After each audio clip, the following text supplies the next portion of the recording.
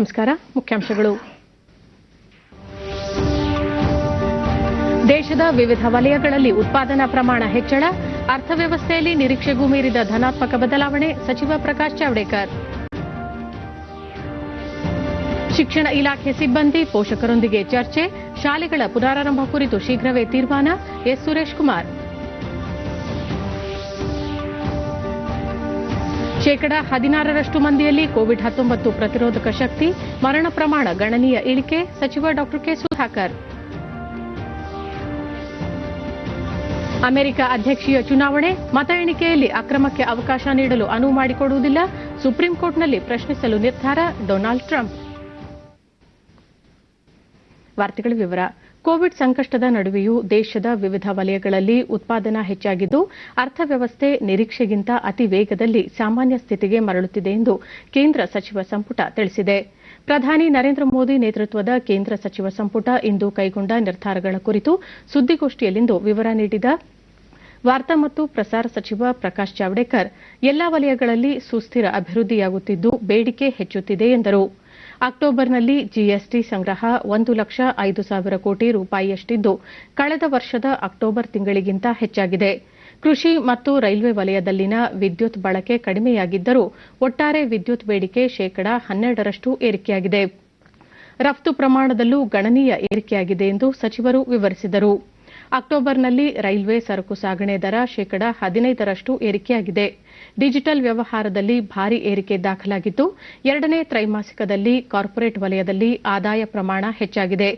ವಿದೇಶಿ ನೇರ ಹೂಡಿಕೆ ಎಫ್ಡಿಐ ಪ್ರಮಾಣದಲ್ಲೂ ಭಾರಿ ಏರಿಕೆಯಾಗಿದೆ ಎಂದು ಅವರು ತಿಳಿಸಿದರು. ಇಂದಿನ ಸಚಿವ ಸಂಪುಟ ಸಭೆಯಲ್ಲಿ ಹಿಮಾಚಲ ಪ್ರದೇಶದ ಸಟ್ಲಜ್ ನದಿಯಲ್ಲಿ ಜಲವಿದ್ಯುತ್ ಉತ್ಪಾದನೆಗಾಗಿ 1,810 ಕೋಟಿ ರೂಪಾಯಿ ಹೂಡಿಕೆ ಪ್ರಸ್ತಾವಕ್ಕೆ ಅನುಮೋದನೆ ನೀಡಲಾಗಿದೆ. ಮೊದಲ ಹಂತದಲ್ಲಿ 210 ಮೆಗಾವ್ಯಾಟ್ ಜಲ ವಿದ್ಯುತ್ ಉತ್ಪಾದನೆಯಾಗಲಿದ್ದು, 62 ತಿಂಗಳಿನಲ್ಲಿ ಈ ಯೋಜನೆ ಕಾರ್ಯಗತಗೊಳ್ಳಲಿದೆ.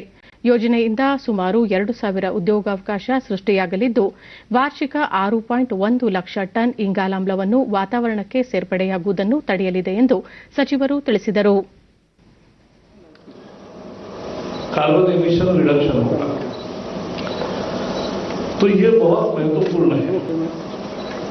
इससे 2,000 लोगों को प्रत्यक्ष और अप्रत्यक्ष रोजगार के अवसर मिलेंगे.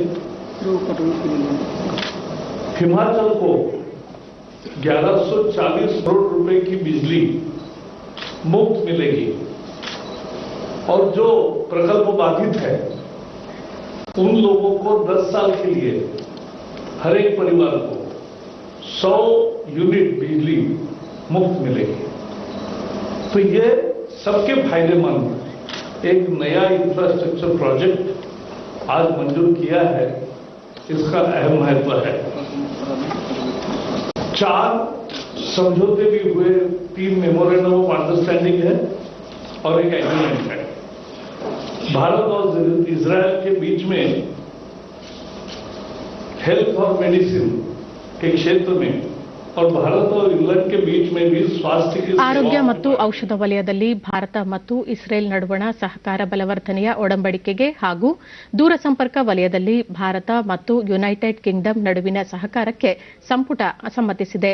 ಅಲ್ಲದೆ ಭೌತಶಾಸ್ತ್ರ ವಲಯದಲ್ಲಿ ಭಾರತ ಸ್ಪೇನ್ ನಡುವಿನ ಸಹಕಾರ ವರ್ಧನೆಗೂ ಸಮ್ಮತಿ ನೀಡಲಾಗಿದೆ ಎಂದು ಅವರು ತಿಳಿಸಿದರು.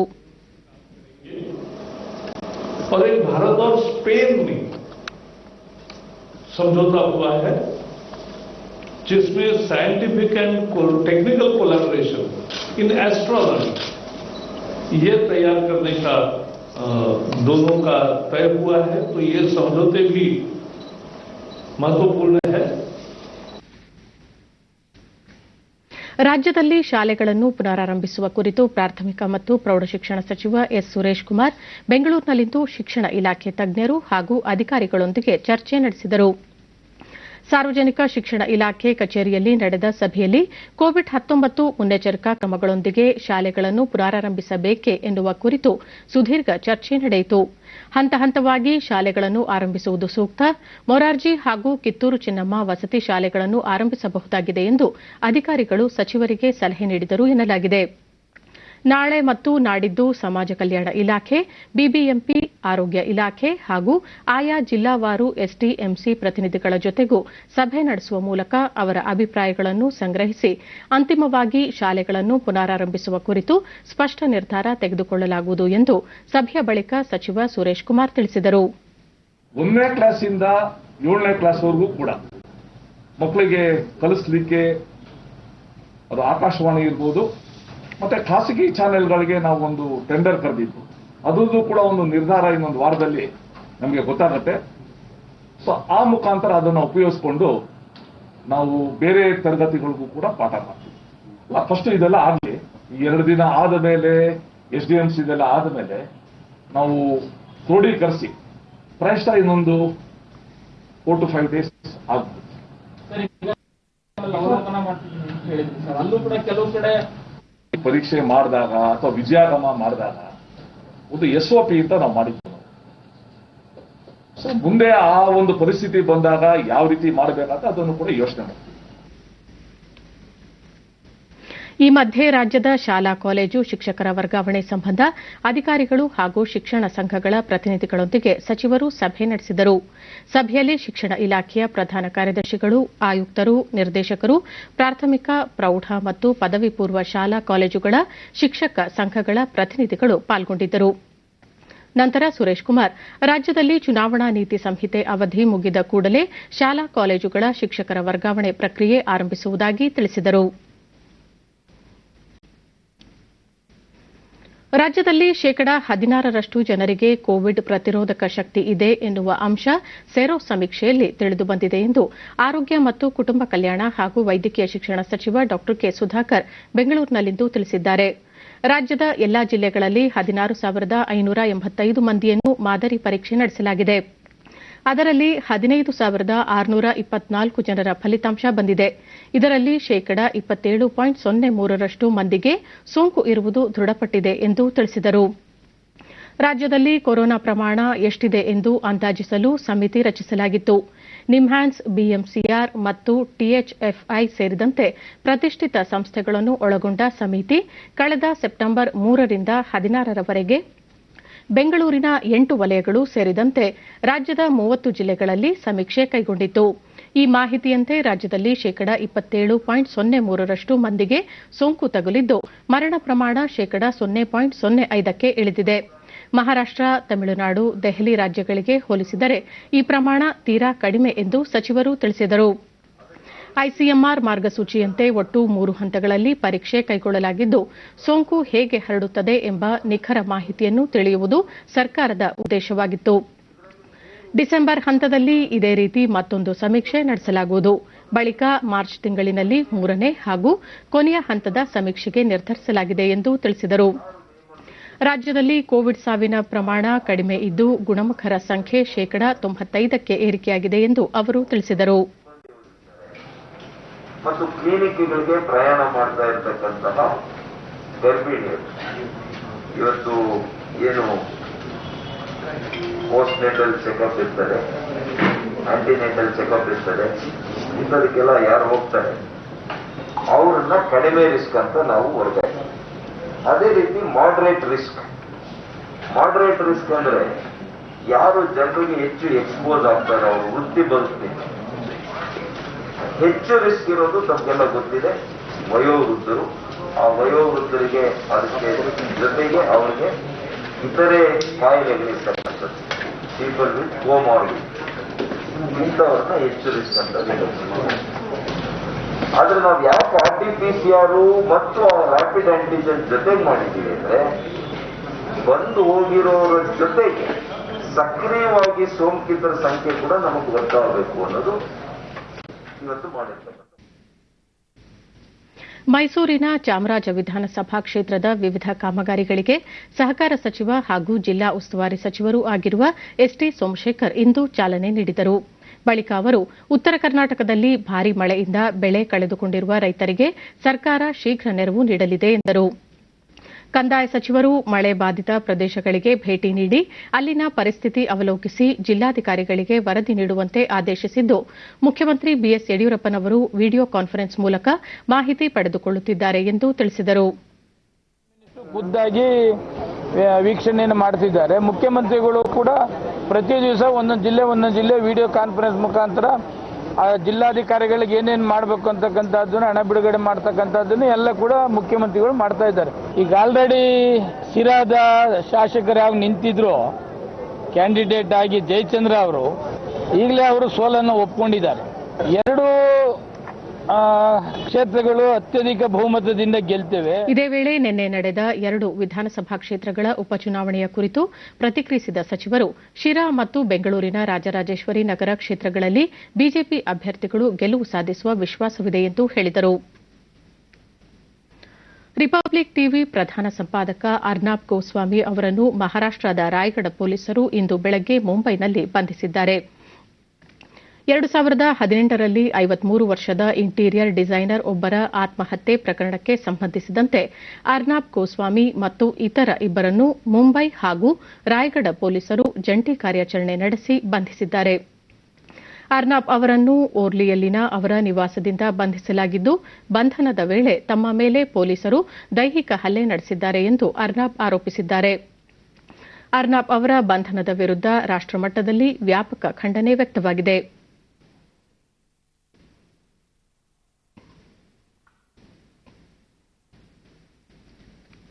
ಕೇಂದ್ರ ವಾರ್ತಾ ಮತ್ತು ಪ್ರಸಾರ ಖಾತೆ ಸಚಿವ ಪ್ರಕಾಶ್ ಜಾವಡೇಕರ್ ಮಹಾರಾಷ್ಟದ ಕಾಂಗ್ರೆಸ್ ನೇತೃತ್ವದ ಸರ್ಕಾರ ಸೋನಿಯಾ ಗಾಂಧಿ ಹಾಗೂ ರಾಹುಲ್ ಗಾಂಧಿ ಅವರ ತುರ್ತು ಪರಿಸ್ಥಿತಿ ಹೇರುವ ಮನಸ್ಥಿತಿಯನ್ನು ಮತ್ತೊಮ್ಮೆ ತೋರಿಸುತ್ತಿದೆ ಎಂದು ಟ್ವೀಟ್ ಮಾಡಿದ್ದಾರೆ.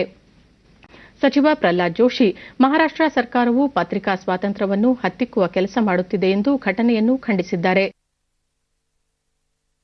ಕೇಂದ್ರ ಗೃಹ ಸಚಿವ ಹಾಗೂ ಬಿಜೆಪಿ ಹಿರಿಯ ನಾಯಕ ಅಮಿತ್ ಶಾ ಪ್ರಜಾಪ್ರಭುತ್ವದ ಮೇಲೆ ಕಾಂಗ್ರೆಸ್ ಮತ್ತು ಅದರ ಮಿತ್ರ ಪಕ್ಷಗಳು ಮತ್ತೊಮ್ಮೆ ಅಪಚಾರ ಎಸಗಿವೆ ಎಂದು ಖಂಡಿಸಿದ್ದಾರೆ. ರಿಪಬ್ಲಿಕ್ ಟಿವಿ ಮತ್ತು ಅರ್ನಾಬ್ ಗೋಸ್ವಾಮಿ ವಿರುದ್ದದ ಕ್ರಮ ಅಧಿಕಾರ ದುರುಪಯೋಗವಾಗಿದ್ದು, ವೈಯಕ್ತಿಕ ಸ್ವಾತಂತ್ರ್ಯ ಹಾಗೂ ಪ್ರಜಾಪ್ರಭುತ್ವದ 4ನೇ ಅಂಗ ಎನಿಸಿರುವ ಮಾಧ್ಯಮದ ಮೇಲಿನ ದಾಳಿಯಾಗಿದೆ.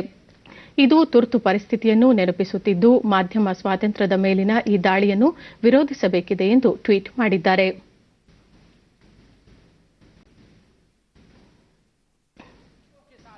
ಈ ಮಧ್ಯೆ ಅರ್ನಾಬ್ ಗೋಸ್ವಾಮಿ ಬಂಧನ ಕ್ರಮವನ್ನು ಬಿಜೆಪಿ ತೀವ್ರವಾಗಿ ಖಂಡಿಸಿದೆ. ಸುದ್ದಿಗೋಷ್ಠಿಯಲ್ಲಿಂದು ಮಾತನಾಡಿದ ಬಿಜೆಪಿ ವಕ್ತಾರ ಸಂಬಿತ್ ಪಾತ್ರ, ಮಹಾರಾಷ್ಟದಲ್ಲಿ ಕಾನೂನು ದುರ್ಬಳಕೆಯಾಗುತ್ತಿದ್ದು, ಸತ್ಯದ ವಿರುದ್ಧ ಮಾಫಿಯಾ ಕೆಲಸ ಮಾಡುತ್ತಿದೆ ಎಂದು ಆರೋಪಿಸಿದ್ದಾರೆ. ಈ ಹಿಂದೆ ಸುಶಾಂತ್ ಸಿಂಗ್ ರಜಪೂತ್ ಸಾವಿನ ಪ್ರಕರಣದಲ್ಲಿ ಕೆಲವು ಪ್ರಶ್ನೆಗಳನ್ನು ಕೇಳಿದ್ದ ನಟಿ ಕಂಗನಾ ರನಾವತ್ ಕಚೇರಿಯನ್ನು ಅಲ್ಲಿನ ಆಡಳಿತ ಧ್ವಂಸ ಮಾಡಿತ್ತು. ಈಗ ಮಾಧ್ಯಮ ಸ್ವಾತಂತ್ರ್ಯದ ಮೇಲೆ ದಾಳಿ ನಡೆಸಿದೆ ಎಂದು ಅವರು ಆರೋಪಿಸಿದ್ದಾರೆ. ಮಹಾರಾಷ್ಟದಲ್ಲಿ ಜನಸಾಮಾನ್ಯರ ಮೂಲಭೂತ ಹಕ್ಕುಗಳ ಮೇಲೆ ದಾಳಿಯಾಗುತ್ತಿದ್ದು, ಕಾಂಗ್ರೆಸ್ ಪಕ್ಷದ ತಾಯಿ ಮಗನ ವಿರುದ್ಧ ಮಾತನಾಡಿದವರ ಮೇಲೆ ದ್ವೇಷದ ಕ್ರಮ ಜರುಗಿಸುತ್ತಿರುವುದು ತುರ್ತು ಪರಿಸ್ಥಿತಿಯನ್ನು ನೆನಪಿಸುತ್ತಿದೆ ಎಂದು ಸಂಬಿತ್ ಪಾತ್ರ ಟೀಕಿಸಿದ್ದಾರೆ.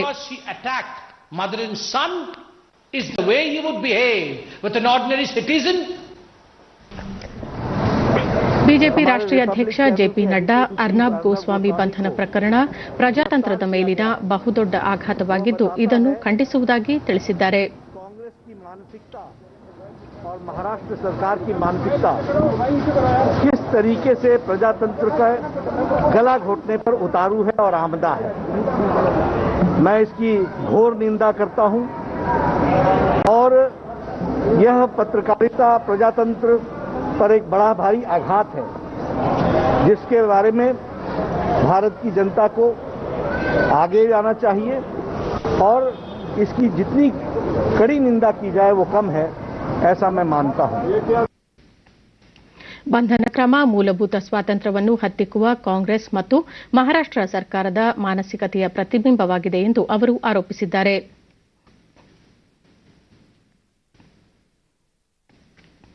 ಜಾಗತಿಕ ಬಂಡವಾಳ ಹೂಡಿಕೆದಾರರ ವರ್ಚುವಲ್ ದುಂಡು ಮೇಜಿನ ಸಭೆ ನಾಳೆ ನಡೆಯಲಿದ್ದು, ಪ್ರಧಾನಿ ನರೇಂದ್ರ ಮೋದಿ ಅಧ್ಯಕ್ಷತೆ ವಹಿಸಲಿದ್ದಾರೆ. ಕೇಂದ್ರ ಹಣಕಾಸು ಸಚಿವಾಲಯ ಮತ್ತು ರಾಷ್ಟ್ರೀಯ ಹೂಡಿಕೆ ಹಾಗೂ ಮೂಲಸೌಕರ್ಯ ನಿಧಿ ಈ ಸಭೆಯನ್ನು ಆಯೋಜಿಸಿದ್ದು, ಪ್ರಮುಖ ಜಾಗತಿಕ ಸಾಂಸ್ಥಿಕ ಹೂಡಿಕೆದಾರರು, ಭಾರತೀಯ ವಾಣಿಜ್ಯ ಮುಖಂಡರು ಹಾಗೂ ಹಣಕಾಸು ಮಾರುಕಟ್ಟೆ ನಿಯಂತ್ರಕರು ಮತ್ತು ಕೇಂದ್ರ ಸರ್ಕಾರದ ಉನ್ನತ ಅಧಿಕಾರಿಗಳ ನಡುವೆ ವಿಶೇಷ ಸಂವಾದ ನಡೆಯಲಿದೆ.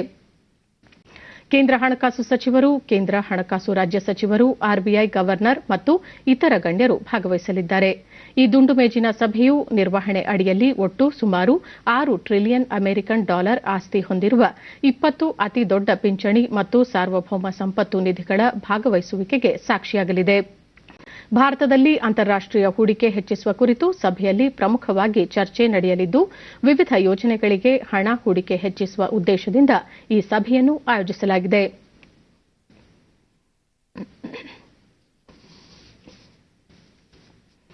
ಜನ್ಧನ್ ಖಾತೆಗಳು ಸೇರಿದಂತೆ 60 ಕೋಟಿ ಮೂಲ ಉಳಿತಾಯ ಬ್ಯಾಂಕ್ ಠೇವಣಿ ಖಾತೆಗಳಿಗೆ ಯಾವುದೇ ಸೇವಾ ಶುಲ್ಕ ಅನ್ವಯವಾಗುವುದಿಲ್ಲ ಎಂದು ಕೇಂದ್ರ ಸರ್ಕಾರ ಸ್ಪಷ್ಟಪಡಿಸಿದೆ.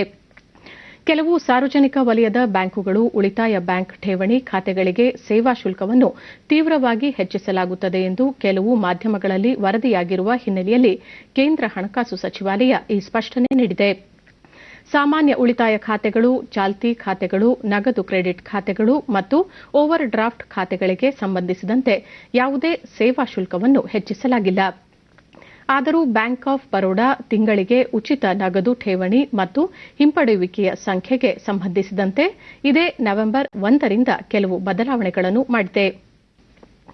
ಉಚಿತ ನಗದು ಠೇವಣಿ ಮತ್ತು ಹಿಂಪಡೆಯುವಿಕೆಯ ಸಂಖ್ಯೆಯನ್ನು ತಿಂಗಳಿಗೆ 5ರಿಂದ 3ಕ್ಕೆ ಇಳಿಸಲಾಗಿದ್ದು, ಈ ಉಚಿತ ವಹಿವಾಟುಗಳಿಂದ ಹೆಚ್ಚಿನ ವಹಿವಾಟಿನ ಶುಲ್ಕಗಳಲ್ಲಿ ಯಾವುದೇ ಬದಲಾವಣೆ ಇರುವುದಿಲ್ಲ ಎಂದು ಹಣಕಾಸು ಸಚಿವಾಲಯ ತಿಳಿಸಿದೆ. ರಿಸರ್ವ್ ಬ್ಯಾಂಕ್ ಆಫ್ ಇಂಡಿಯಾ ಮಾರ್ಗಸೂಚಿಗಳ ಪ್ರಕಾರ ಸಾರ್ವಜನಿಕ ವಲಯದ ಬ್ಯಾಂಕುಗಳು ಸೇರಿದಂತೆ ಎಲ್ಲಾ ಬ್ಯಾಂಕುಗಳು ತಮ್ಮ ಸೇವೆಗಳಿಗೆ ನ್ಯಾಯಯುತ, ಪಾರದರ್ಶಕ ಮತ್ತು ತಾರತಮ್ಯ ರಹಿತವಾಗಿ ಶುಲ್ಕ ವಿಧಿಸಲು ಅನುಮತಿ ನೀಡಲಾಗುತ್ತದೆ. ಕೋವಿಡ್-19 ಸಾಂಕ್ರಾಮಿಕ ರೋಗವನ್ನು ಗಮನದಲ್ಲಿರಿಸಿಕೊಂಡು ಇತರೆ ಸಾರ್ವಜನಿಕ ಬ್ಯಾಂಕುಗಳು ಮುಂದಿನ ದಿನಗಳಲ್ಲಿ ಬ್ಯಾಂಕ್ ಶುಲ್ಕವನ್ನು ಹೆಚ್ಚಿಸಲು ಪ್ರಸ್ತಾಪಿಸುವುದಿಲ್ಲ ಎಂದು ಸಹ ಕೇಂದ್ರ ಹಣಕಾಸು ಸಚಿವಾಲಯ ಸ್ಪಷ್ಟಪಡಿಸಿದೆ. ಉಡುಪಿ ಜಿಲ್ಲಾಡಳಿತ ಕೊರೋನಾ ಸೋಂಕು ಕುರಿತು ವಿನೂತನ ಮಾದರಿಯಲ್ಲಿ ಜನಜಾಗೃತಿ ಮೂಡಿಸುತ್ತಿದ್ದು, ಆನ್ಲೈನ್ ತರಗತಿಗಳಲ್ಲಿ ವಿದ್ಯಾರ್ಥಿಗಳಿಗೆ, ಪೋಷಕರಿಗೆ ಸೋಂಕು ಕುರಿತು ಅರಿವು ಮೂಡಿಸುತ್ತಿದೆ. ವಿದ್ಯಾರ್ಥಿಗಳ ಆನ್ಲೈನ್ ತರಗತಿಗಳ ಪ್ರಾರಂಭದಲ್ಲಿ ಕೊರೋನಾ ನಿಯಂತ್ರಣಕ್ಕೆ ಮಾಸ್ಕ್, ವ್ಯಕ್ತಿಗತ ಅಂತರ ಸೇರಿದಂತೆ ಕೈಗೊಳ್ಳಬೇಕಾದ ಕ್ರಮಗಳ ಬಗ್ಗೆ ಮಾಹಿತಿ ನೀಡಲಾಗುತ್ತಿದೆ.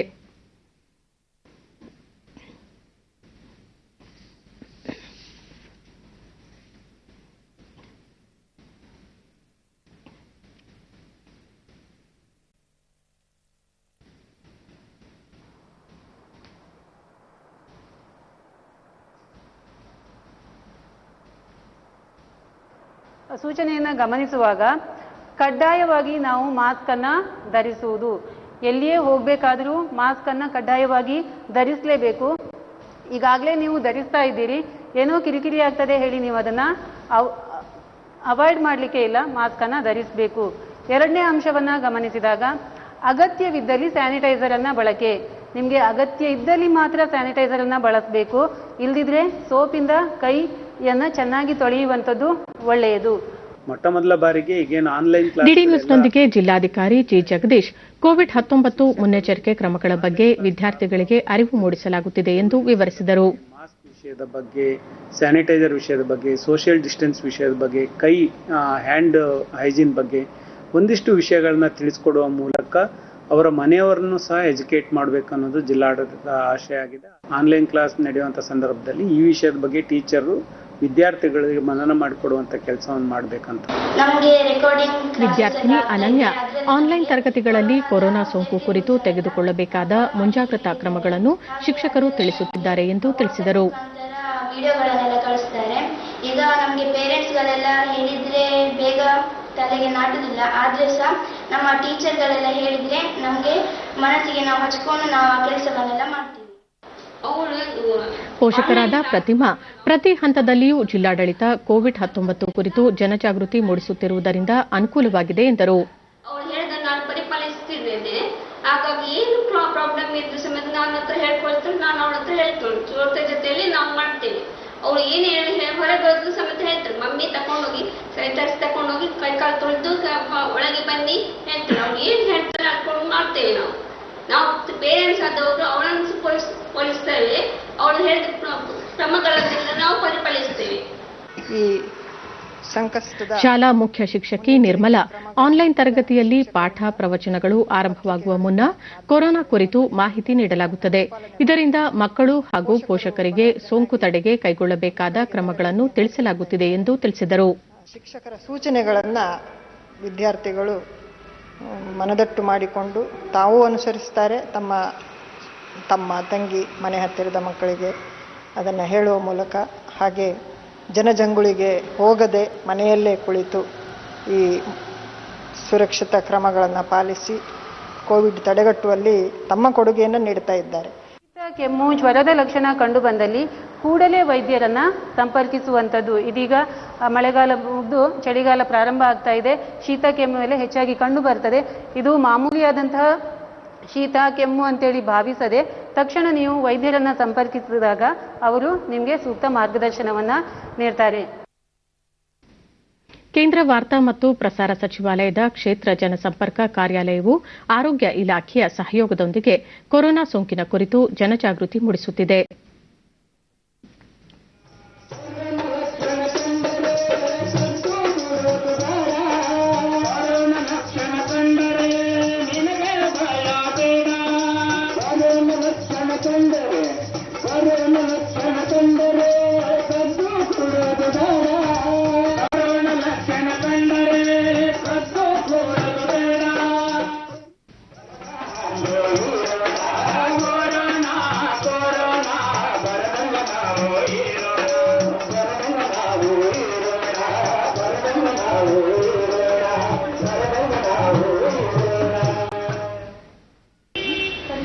ವಿವಿಧ ಸಂಘಟನೆಗಳ ಮುಖಂಡರು, ದಾದಿಯರು ಹಾಗೂ ಆರೋಗ್ಯ ಇಲಾಖೆಯ ಸಿಬ್ಬಂದಿ ಪ್ರಮುಖ ರಸ್ತೆಗಳಲ್ಲಿ ಜಾಗೃತಿ ಘೋಷಗಳನ್ನು ಕೂಗುವುದರ ಮೂಲಕ ಜಾಥಾ ನಡೆಸಿದರು. ಈ ಸಂದರ್ಭದಲ್ಲಿ ಧಾರವಾಡ ಉಪವಿಭಾಗದ ಸಹಾಯಕ ಪೊಲೀಸ್ ಆಯುಕ್ತರಾದ ಜಿ. ಅನುಷಾ, ಜಿಲ್ಲಾ ಆರೋಗ್ಯಾಧಿಕಾರಿ ಯಶವಂತ್ ಮದೀನಕರ್ ಸೇರಿದಂತೆ ಮತ್ತಿತರರು ಪಾಲ್ಗೊಂಡಿದ್ದರು. ಸಾರ್ವಜನಿಕರು ಕೈಗೊಳ್ಳಬೇಕಾದ ಮುಂಜಾಗ್ರತಾ ಕ್ರಮಗಳು ಸೇರಿದಂತೆ ವ್ಯಕ್ತಿಗತ ಅಂತರ, ಮಾಸ್ಕ್ ಧರಿಸುವುದರ ಪ್ರಾಮುಖ್ಯತೆ ಕುರಿತು ಜಾಗೃತಿ ಗೀತೆಗಳ ಮೂಲಕ ಅರಿವು ಮೂಡಿಸಲಾಗುತ್ತಿದೆ. ಮಾನಸಿಕ ಆರೋಗ್ಯ ಹಾಗೂ ದಯವಿಟ್ಟು ಈ ಎಲ್ಲ ಮುಂಜಾಗ್ರತೆಯನ್ನು ಪಾಲಿಸಿ ಕೊರೋನಾ ಮುಕ್ತರಾಗಿ. ಈ ವರ್ಷದ ಏಪ್ರಿಲ್ 1ರಿಂದ ನವೆಂಬರ್ 3ರವರೆಗೆ 39.49 ಲಕ್ಷ ತೆರಿಗೆದಾರರಿಗೆ 1,29,190 ಕೋಟಿ ರೂಪಾಯಿ ಮರುಪಾವತಿ ಮಾಡಲಾಗಿದೆ ಎಂದು ಕೇಂದ್ರೀಯ ನೇರ ತೆರಿಗೆ ಮಂಡಳಿ ಸಿಬಿಡಿಟಿ ತಿಳಿಸಿದೆ. 37,55,428 ಪ್ರಕರಣಗಳಲ್ಲಿ 34,820 ಕೋಟಿ ರೂಪಾಯಿ ಆದಾಯ ತೆರಿಗೆ ಮರುಪಾವತಿ ಮಾಡಲಾಗಿದ್ದು, 1,93,059 ಪ್ರಕರಣಗಳಲ್ಲಿ 94,370 ಕೋಟಿ ರೂಪಾಯಿ ಕಾರ್ಪೊರೇಟ್ ತೆರಿಗೆ ಮರುಪಾವತಿ ಮಾಡಲಾಗಿದೆ ಎಂದು ಸಿಬಿಡಿಟಿ ತಿಳಿಸಿದೆ.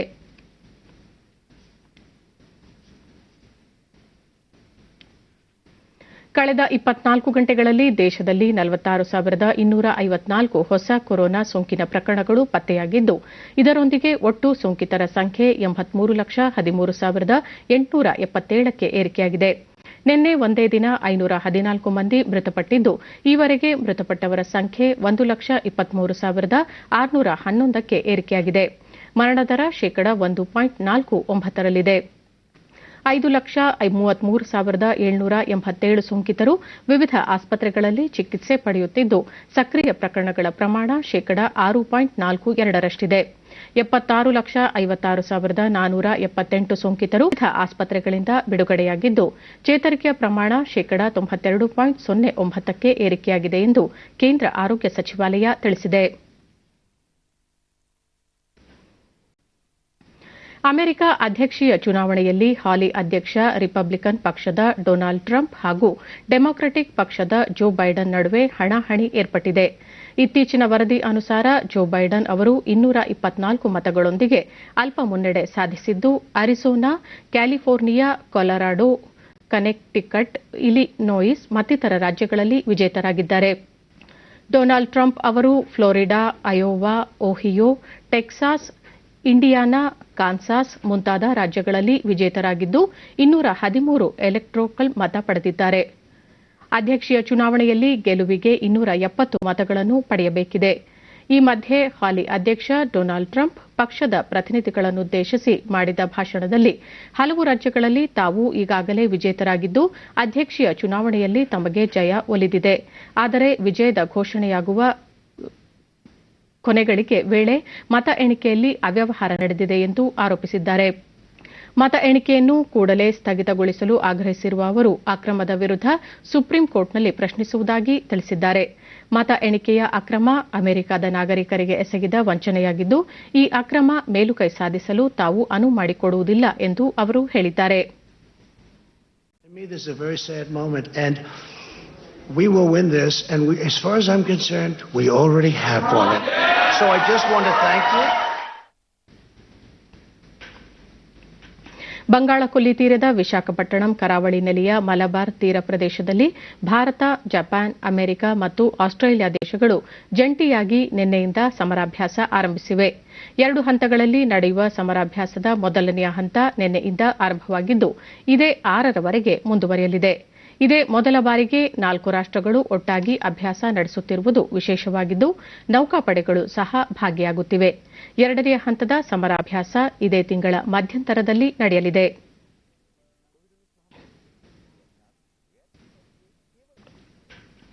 ಭಾರತದ ಸೇನಾ ಮುಖ್ಯಸ್ಥ ಜನರಲ್ ಎಂಎಂ ನರವಣೆ ಇಂದಿನಿಂದ 3 ದಿನಗಳ ಕಾಲ ನೇಪಾಳ ಪ್ರವಾಸ ಕೈಗೊಳ್ಳಲಿದ್ದಾರೆ. ಈ ವೇಳೆ ಅವರು ನೇಪಾಳ ರಾಷ್ಟಪತಿ ವಿದ್ಯಾದೇವಿ ಭಂಡಾರಿ, ಪ್ರಧಾನಿ ಕೆಪಿ ಶರ್ಮಾ ಒಲಿ ಹಾಗೂ ನೇಪಾಳ ಸೇನಾ ವರಿಷ್ಠರು ಸೇರಿದಂತೆ ಇತರ ಪ್ರಮುಖರನ್ನು ಭೇಟಿಯಾಗಿ ಸಮಾಲೋಚನೆ ನಡೆಸಲಿದ್ದಾರೆ. ಇದೇ ಸಂದರ್ಭದಲ್ಲಿ ಅವರು ಕೋವಿಡ್-19 ವಿರುದ್ಧದ ಹೋರಾಟಕ್ಕಾಗಿ ನೇಪಾಳ ಸೇನೆಯ 2 ಆಸ್ಪತ್ರೆಗಳಿಗೆ ವೈದ್ಯಕೀಯ ಉಪಕರಣಗಳು ಹಾಗೂ ವೆಂಟಿಲೇಟರ್ಗಳನ್ನು ಸಹ ಪ್ರದಾನ ಮಾಡಲಿದ್ದಾರೆ. ಈ ಪ್ರವಾಸದ ಕುರಿತು ಎಂಎಂ ನರವಣೆ, ನೇಪಾಳ ದೇಶದ ಆಹ್ವಾನದ ಮೇರೆಗೆ ಅಲ್ಲಿಗೆ ಭೇಟಿ ನೀಡಲು ಉತ್ಸುಕನಾಗಿದ್ದೇನೆ. ಆ ದೇಶದ ಸೇನಾ ವರಿಷ್ಠರನ್ನು ಭೇಟಿಯಾಗುವುದು ಸೇರಿದಂತೆ ಹಲವು ಕಾರ್ಯಕ್ರಮಗಳಲ್ಲಿ ಭಾಗಿಯಾಗಲಿದ್ದೇನೆ. 2 ದೇಶಗಳು ಇನ್ನಷ್ಟು ಸೇನಾ ಬಲವರ್ಧನೆಗೆ ಈ ಭೇಟಿ ಸಹಕಾರಿಯಾಗಲಿದೆ ಎಂದು ತಿಳಿಸಿದ್ದಾರೆ. Prime Minister of Nepal. It is also going to be a great honor to be conferred the honorary rank of General of the Nepali Army by the Right Honorable President of Nepal. I am looking forward eagerly to this visit. Indo Pacific ಪ್ರಾಂತ್ಯ 21ನೇ ಶತಮಾನದ ರಾಜಕೀಯ ಮತ್ತು ಭದ್ರತಾ ಕಾಳಜಿ ಹಾಗೂ ಸ್ಪರ್ಧೆಯ ಸ್ಥಳವಾಗಿದೆ ಎಂದು ಭಾರತದ ವಿದೇಶಾಂಗ ಕಾರ್ಯದರ್ಶಿ ಹರ್ಷವರ್ಧನ್ ಶ್ರಿಂಗ್ಲಾ ತಿಳಿಸಿದ್ದಾರೆ. ಇಂಗ್ಲೆಂಡ್ನಲ್ಲಿ ನಿನ್ನೆ ಅವರು ಕೋವಿಡ್-19 ನಂತರದ ಜಾಗತಿಕ ನೀತಿ ವಿನಿಮಯ ಕಾರ್ಯಕ್ರಮದಲ್ಲಿ ಅವರು ಭಾರತೀಯ ವಿದೇಶಾಂಗ ನೀತಿ ಕುರಿತು ಮಾತನಾಡಿ 21ನೇ ಶತಮಾನದಲ್ಲಿ ಇಂಡೋ ಪೆಸಿಫಿಕ್ ಅಂತರ್ ಸಂಪರ್ಕವು ಅಂತಿಮವಾಗಿ ಪೂರ್ಣ ಕಾರ್ಯರೂಪಕ್ಕೆ ಬರುತ್ತದೆ. ಅಂತಾರಾಷ್ಟೀಯ ವ್ಯಾಪಾರದಲ್ಲಿ ಉತ್ತಮ ಪ್ರಗತಿ ಕಂಡುಬಂದಿದೆ ಎಂದು ತಿಳಿಸಿದರು. ಇಂಡೋ ಪೆಸಿಫಿಕ್ ಸಾಗರ ವ್ಯವಸ್ಥೆಯು ವಿಶ್ವ ವ್ಯಾಪಾರದ ಅಂದಾಜು 65% ಭಾಗವನ್ನು ಹೊಂದಿದೆ. ಜಾಗತಿಕ ಜಿಡಿಪಿಯಲ್ಲಿ 50% ಕೊಡುಗೆಯನ್ನು ಈ ವ್ಯವಸ್ಥೆ ನೀಡುತ್ತಿದೆ. ಭಾರತದ ಅಂತಾರಾಷ್ಟೀಯ ವ್ಯಾಪಾರ 90% ಜಲಮಾರ್ಗವನ್ನು ಅವಲಂಬಿಸಿದೆ ಎಂದು ಹರ್ಷವರ್ಧನ್ ಶ್ರಿಂಗ್ಲಾ ಹೇಳಿದರು.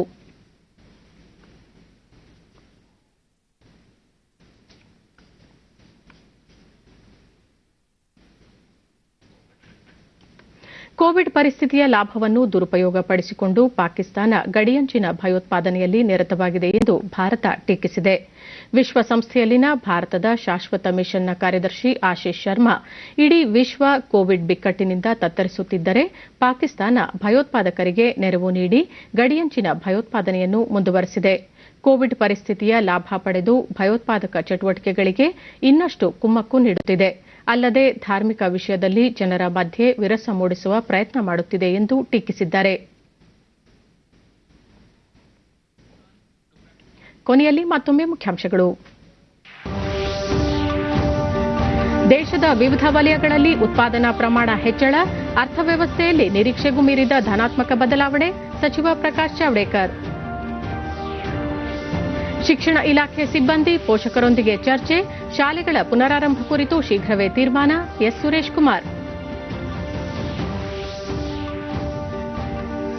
16% ಮಂದಿಯಲ್ಲಿ ಕೋವಿಡ್-19 ಪ್ರತಿರೋಧಕ ಶಕ್ತಿ, ಮರಣ ಪ್ರಮಾಣ ಗಣನೀಯ ಇಳಿಕೆ, ಸಚಿವ ಡಾ ಕೆ ಸುಧಾಕರ್.